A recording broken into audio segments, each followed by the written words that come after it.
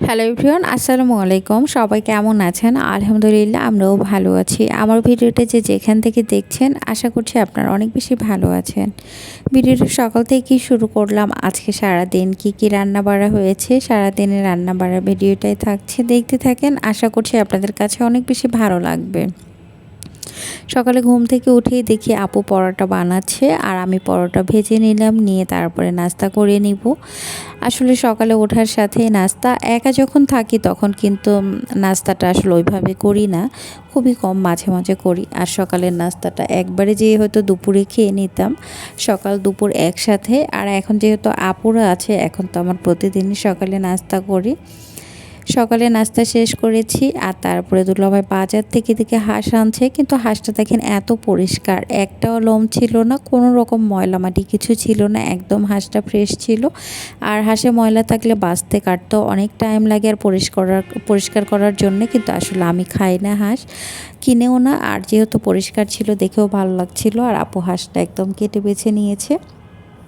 হাঁসে ময়লা ছিল না, কাটতে বেশি টাইম লাগে নাই। আর কেটে সব কিছু রেডি করে নিয়েছে, পেঁয়াজ বেগুন ভাজি করবে, তারপরে মাংসতে আলু দেবে, সব কিছুই কেটে রেডি করে নিয়েছে। আর এদিকে ডিম ধুয়ে রেখেছে আপু, ডিমটাও আমি ফ্রিজের মধ্যে তুলে নিয়েছি।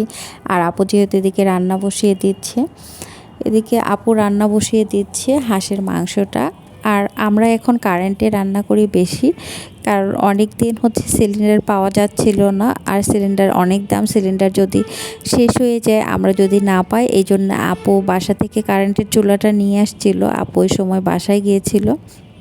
আমার কারেন্টের চুলাটা আছে, সেই চুলাটা নষ্ট হয়ে গেছে, আসলে ঠিক করা হয় না, এই জন্য আপু আবার আনছিল। যদি আমরা গ্যাস না পাই তাহলে হয়তো বা, সবারই শুনতেছিলাম যে গ্যাস থাকে না, না পাইলে তখন হয়তো বা রান্না বাড়া কীভাবে হবে, এই জন্য আপুরটা নিয়ে আসছে।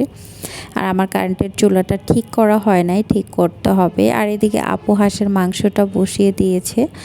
আসলে হাঁসের মাংস শীতের সময় খেতে খুবই ভালো লাগে। আসলে আমি কিন্তু হাঁস পরিষ্কার করার ভয়ে হাঁস তেমন একটা কিনি না একা থাকলে।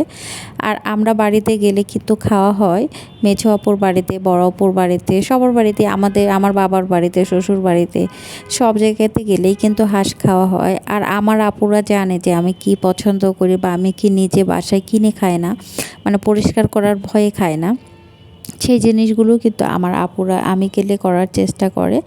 আর শীতের সময় গতবার আমরা অনেক মজা করে ঘুরেছি, আর অনেক বেশি হাঁস খেয়েছি, সব জায়গাতেই খেয়েছি। আর শীতের মধ্যে মনে হয় হাঁস খাওয়ার একটা আনন্দ আর ধুমধাম পড়ে যায়। শীতে যেমন পিঠা খাওয়ার ধুম পড়ে যায়, তেমন হাঁসেরও কিন্তু ধুমটা বেশি পড়ে যায়। সারা বছর খায়, কিন্তু তারপরে শীতের মধ্যে কিন্তু হাঁসের মাংসটা একটু বেশিই খাওয়া হয়।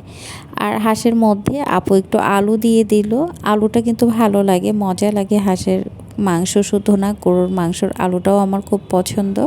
আর এদিকে আপু হচ্ছে মাংসের মধ্যে এখন পানি দিয়ে দিয়েছে মাংসটা সিদ্ধ করে নিতে।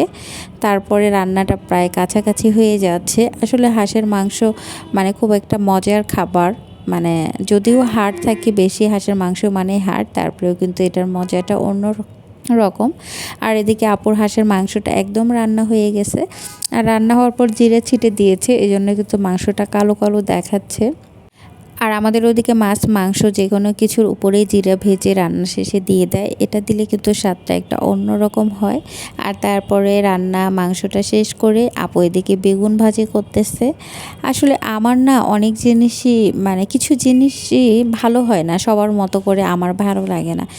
আমি যেটা বেগুন ভাজি করি বা যেটাই করি, আমার কাছে মনে হয় যে সবার চেয়ে একটু কেমন যেন হয়। আমি না অনেক কাজই আছে যে মানে সবার মতো করে করতে পারি না, আমারটা দেখলে ভালো লাগে না, আমারটা দেখলে মনে হয় যে সবার মতো হচ্ছে না। এই জন্য আসলে কিছু জিনিস সবার দেখলে আমার ভালো লাগে, যেরকম ভাজি টাজি, বেগুন ভাজি, অনেক কিছুই আমারটা আমার কাছে ভালো লাগে না, কিন্তু অন্যেরটা অনেক বেশি ভালো লাগে।